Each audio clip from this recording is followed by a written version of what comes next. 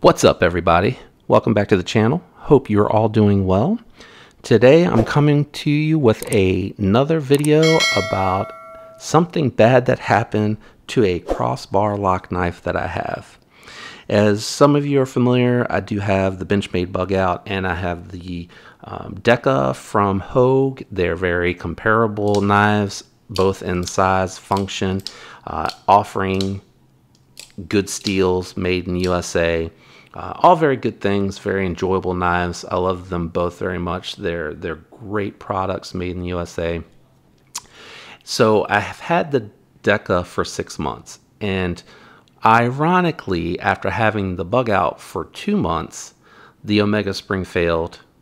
I did a video that I posted a little while ago about that, and I went and picked up the Deka and started to fidget with it, kind of wondering, like, are they doing something different over at Hogue? Are they, going through a different supplier, perhaps, getting their Omega springs?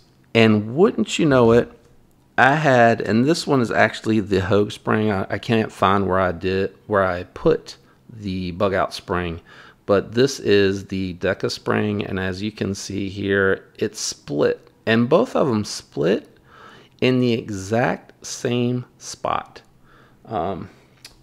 Maybe if I try to put it against something with a contrasting background, might help a little bit more. But it broke.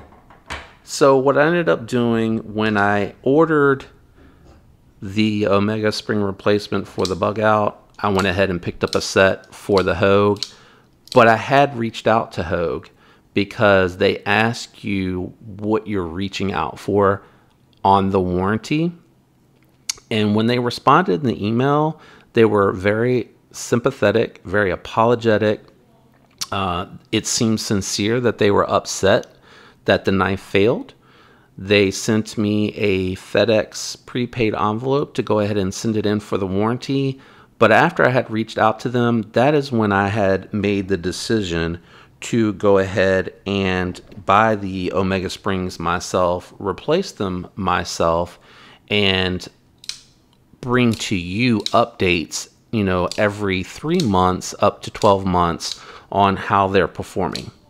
So one of the things that I wanted to say that I noticed a difference on is that with the Hogue, the knife can be in a looser position, so it has smoother action, with having zero blade play, none at all. After putting it together, both knives, and I didn't include this on the other video, so I apologize, but both knives had perfect blade centering when putting them back together. So it was nice that it was easy to get that blade centering. But what I will say is that I noticed that the Hogue has, and I'm not lefty, so don't judge off of that, but the Hogue seems to have a bit smoother action without needing to be torqued down as much or tightened down as much. So I did want to point that out. Now, it doesn't stop the Bugout from operating. It seems to close more easily than it does deploying with the wrist action using their axis lock. You have to really put that wrist action into it to get it to open like that. But I've also, and I know I'm doing it for this video, but I have made the decision that I don't believe I'm going to continue to deploy the knife in that manner. I think I'm going to stick with the thumb stud deployment and only use the crossbar lock for the flick close. And the reason behind that is because it emulates the manner in which I operate my Spyderco knife. I use the Spidey hole to deploy it, and I use the compression lock to close it. And I know that that's different, right? It's more of a liner lock system on the back of the knife for the compression lock, whereas this crossbar lock is completely ambidextrous. My hope is that limiting the flick action is going to improve the longevity of the blade. I'm going to get a much more consistent opening and deployment method for both these knives without any sort of damage to the stop pin, to the back of the blade. And my hope is that I protect the Omega springs from breaking down. Now, that's not to say that you shouldn't be able to do that. I believe that's one of the draws to the fidget factor of that, cool factor, being able to kind of flick it out and open and close it. Both knives, I'd noticed, experienced a difference in the resistance when pulling the lock back to close it.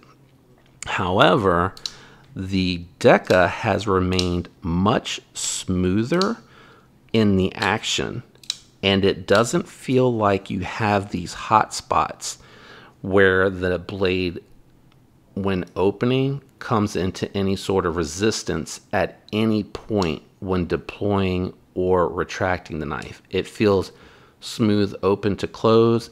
It's even and consistent, which is what I was encountering with this knife before replacing the Omega spring that did break. So I did want to update. I wanted to make sure that I gave consistent, fair review. The Hogue lasted 6 months before breaking. The Benchmade only lasted 2 months before breaking on me, and I think that's a very unfortunate situation, and I want to continue to provide update independently for both knives on how they're performing with these aftermarket springs on them. My hope is that these springs solve the issue, that I have a lifetime of enjoyment with the tool and get to use it, continue to be happy with it with no issues. And I want to kind of provide that feedback to you guys, because you could be, you know, maybe in the future considering this and want to know what to be prepared for, and that is that you could encounter an Omega spring failure. And both companies seem very eager and willing to replace the Omega spring. The problem I have with that is that it doesn't look like they've done anything to improve the Omega spring, whereas these aftermarket providers seem to be using other materials that do feel different, that do feel like they have a different pound pressure resistance when using it, which makes it feel like it is a stronger material, I apologize, and that material will last longer and hold up better. But be prepared, and if you don't want to be without your knife to send it off for a warranty claim, go ahead and get you some to have on standby to be ready to put the knife back into action. That to me is a little bit concerning, because if you're in a situation where this is your only knife and you're out somewhere and you need to be able to use it, and you need to rely on your knife for something that you want to use it for or have to use it for, they could fail. That to me is a big concern. Now, if I get 12 months down the road with no issues and the knife feels the same and is acting the same, then it's going to make me wonder why the heck these manufacturers aren't using these from the get-go or doing this same process.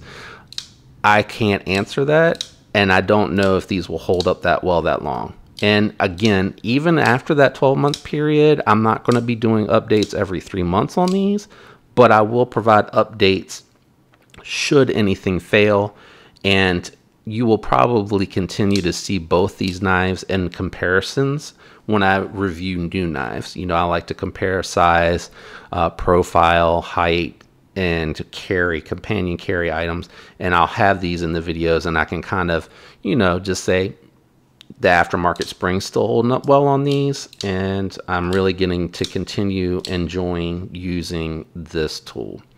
I hope this is helpful for you guys. I honestly and sincerely hope that I see a ton of comments out there where folks talk about, I've had my Bugout 6 months, I've had my Deka 12 months, no issues.